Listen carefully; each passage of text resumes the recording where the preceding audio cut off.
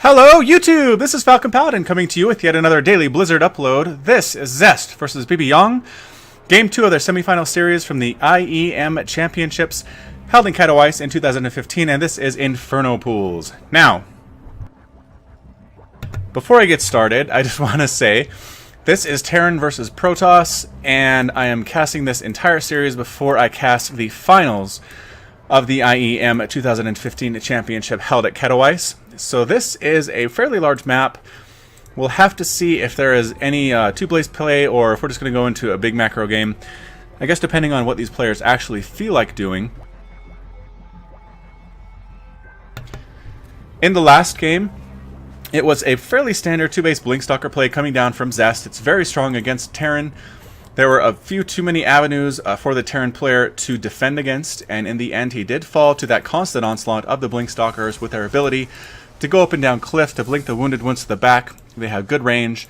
It was just more than the Terran player could handle, even with the Marauders and even with the bunkers. I think the bunkers were a little bit too late in order to hold off that timing as well as the Terran player would want to. But in the end, Zest did take the 1-0 lead in the series and now has a commanding lead, hoping to follow this up with a strong 2-0 and eventually end up in the finals, playing against our winner of the other series, and that was Trap. So we do have Bbyong throwing down a barracks, throwing down the gas a little bit earlier than last time. We're not going to have a command center expand as early as we did before. We have the assimilator, the gateway, scouting probe. So both players playing a little bit less economically minded right now. We don't have an early command center going down. We don't have an early nexus going down for the Protoss player, but 2 gas going down for Protoss, 1 gas going down for Bbyong. We'll have to see what to expect.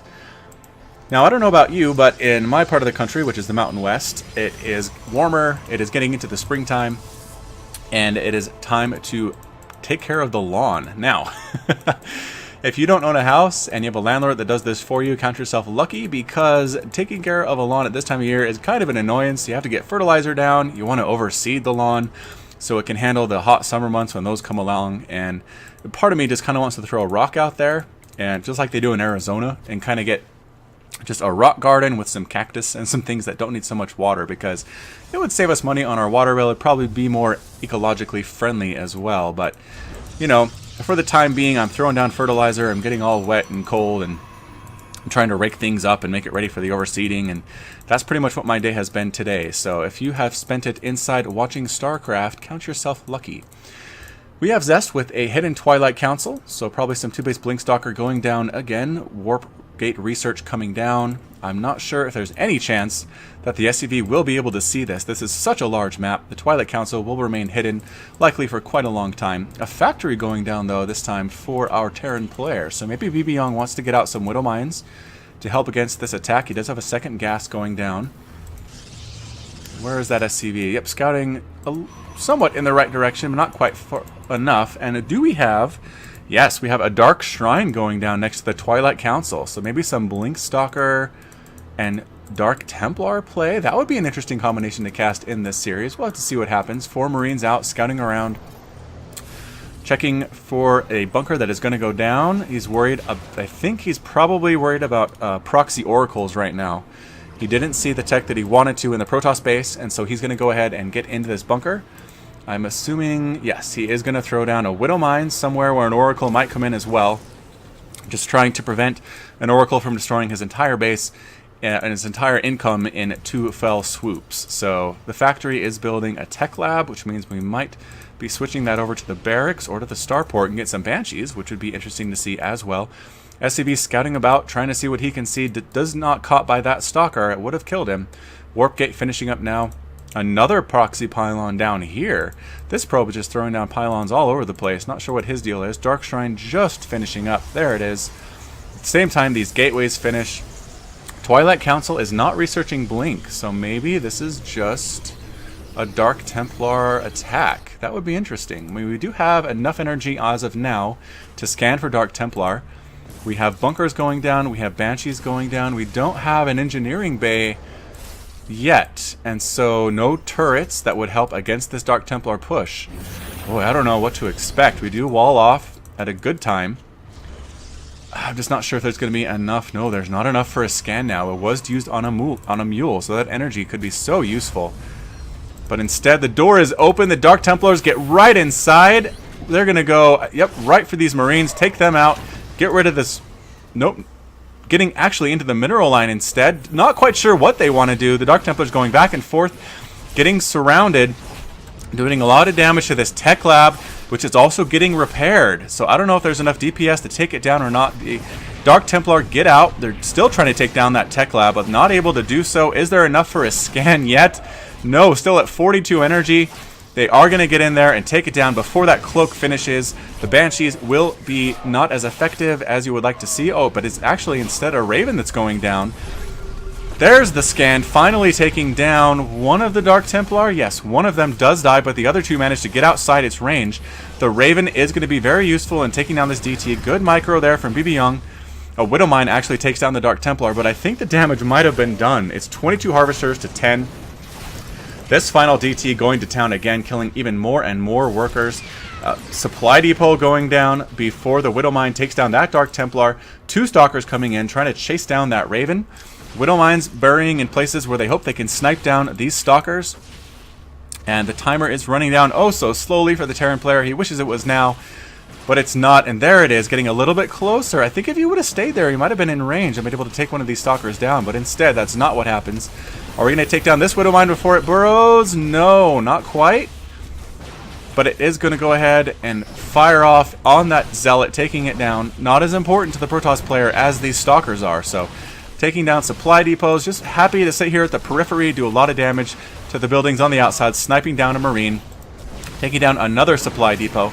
We are not supply blocked yet for Bbyong because he lost so many workers in the early game, but Widowmine's burying at the front, saying, nope, you cannot come on in without taking some hits from us. Auto turret going down, that's a good thing from the Raven, able to do a lot of damage to one of the Stalkers before it gets taken down.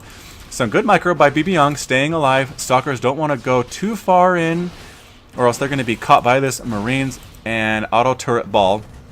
They do get inside, recognize there's the turret, run away. SCV coming up as well, getting taken down. This is a one base, very strong play from our Protoss player. Is it going to be enough to destroy the army? Oh, he does get the pick off on that Stalker. It falls off the cliff in pieces. Stalkers are behind the mineral line now. Does get taken down by the auto turret. Stalker sniping down weak workers as it can. Already has 6 kills. Being very effective. These Widowmines at the top doing enough to prevent Stalkers from wanting to come up any further. It is now 24 to 11 Harvesters for our Protoss player, which is just going to be really difficult to come back from Bbyong.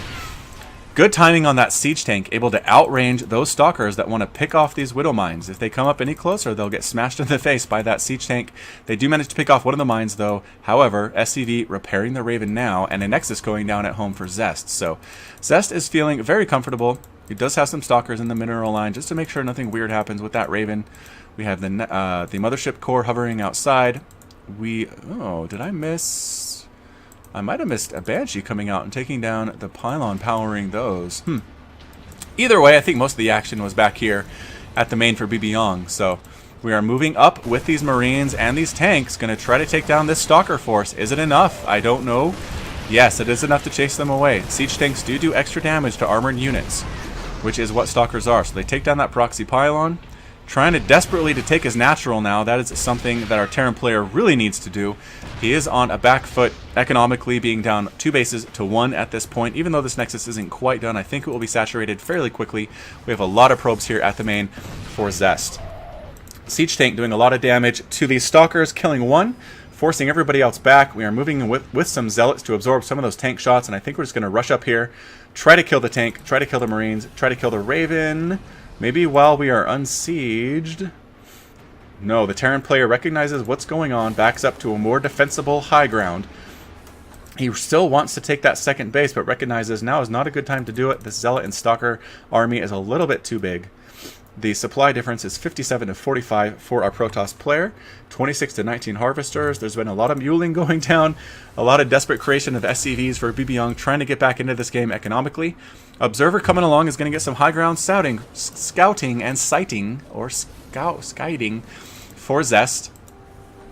Well played on this Observer in the exact perfect right spot. Might get sniped off, though, because that Raven can see it. pushes it back, recognizes what's going on. A lot of Marines, 2 tanks. Probably not something that the Stalker and Zealot Deathball is going to want to try to crush at this point. Mostly just playing a containment game while getting saturated here on the second base. So a forward pylon still exists. What is going on for our Terran player? We have a Banshee in production. We have another tank in production. So a good tank Marine Raven composition, which can be very good against gateway units. We'll have to see what Zest does in response. Again, just poking out, prodding each other, trying to see where the army is for the other player. Maybe feeling comfortable enough now with 3 tanks to make an actual push and move out. I don't know. We don't have any upgrades for the Marines just yet. They don't have combat shield. They don't have stim. And so it will be difficult for them to handle this army. It's going to take a lot of good micro. The tanks are going to have to be heavily involved, or else this battle will definitely go to Zest. So, again, I think Zest is just playing it patiently. He's saying, you know what? We're just going to keep you from taking your second base. Going to bring in some sentries to maybe force field out these Marines and get them sniped down. But another tank joining the fray. Boy, if anybody gets too close to these guys... Now in range of a Stalker, going to take 1 hit, force everybody back. Marines moving out now, right now with the tanks sieging up, throwing down auto turrets, enough to chase away this army, wanting to snipe down some of those sentries, not quite able to do so. Auto turrets will last a long time and do a lot of damage to these Stalkers, managing to almost take down 1. But some good micro from Zest keeps them all alive. And yes, if we siege at the top of this ramp, we should be able to hold the Protoss player off for enough time to establish a second, even pushing farther down the ramp, taking down that forward pylon a little bit too late to prevent the warp in of those Zealots. But Bbyong, with those tanks moving on up, trying to establish a strong position to defend this base. Yes, manages to do so. Does he have another command center yet? No, he doesn't. So he's still effectively on 1 base. The Banshee doing a little bit of harassment here at the second of our Protoss player, and now a photon overcharge going down. 2 pylons, and I'm assuming a cannon's going to go in that mineral line too to prevent further harassment from the Banshee. We do have a warp in with these Zealots here from the warp prism, chasing away all of the SCVs. A mule going down. Just a fantastic play from our Protoss player. Bbyong says, you know what, forget it. I'm heading out. We're going to do a base race. Let these Zealots do what they can. I'm going to leave the Banshee to clean them up, as well as this tank. Tank is doing a lot of damage to the Zealot, but eventually the Warp Prism can pick them up.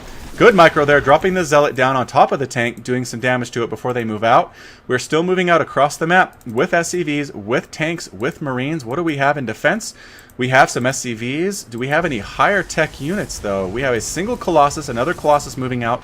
I don't know if this is a great choice. The Banshees are here. The tanks are here. 5 tanks now. It's a pretty substantial it's pretty substantial force. These Zealots are still alive. Where is the Banshee? I assume he must have gone up to join the force. It is definitely a base race here. We're moving on in. SCVs leading, soaking up some of that damage. Guardian Shield going down. Marines at the front doing a lot of damage. Tanks at the back in range, able to attack that pylon, trying to focus down the Nexus while the Photon Overcharge is going down, taking it down to about 50%, 60% health. Tanks doing a lot of damage. Immortal coming in, though, sniping down these tanks, focusing them down. Good micro from Zest. Banshee's doing a lot of damage as well. Healing for the medevac, doing what it can. Tank has 4 kills. Trying to get a 5th kill before it dies. No, not quite able to do so, but these Marines are still alive. However, unfortunately for them, there's a Colossus and the Photon Overcharge going down. And that is it. Bbyong calls the GG. Zest is victorious, taking a 2-0 lead in this series very convincingly. The early attacks from the Stalkers and the Zealots and the Dark Templar were enough to put our Terran player on the back foot very, very early. The follow-up attack and the preventing of our Terran from taking the natural very easily was another brilliant move. And Zest goes into the next game leading 2-0. So, if you liked what you saw, hit that like button, hit subscribe, catch me on Twitter at /FalconPaladin and Facebook at /FalconPaladin. And until next time, you take care of yourself.